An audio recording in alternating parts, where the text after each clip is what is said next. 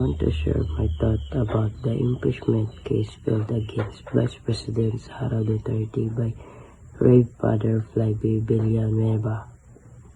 This issue has got the attention of many Filipinos because it involves one of the highest officials in the country. Filing impeachment case is a serious matter because it is questions on accountability and integrity of a public servant.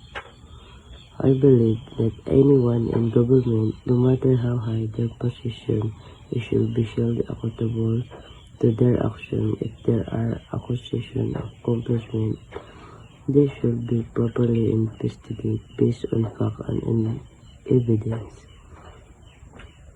At the same time, fairness is also important. We should avoid judging immediately and allow due process to happen.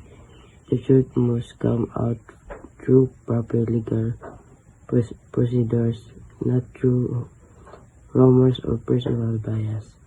This impeachment case reminds us that leadership comes with responsibility and public officials must always act in the best interest of the people.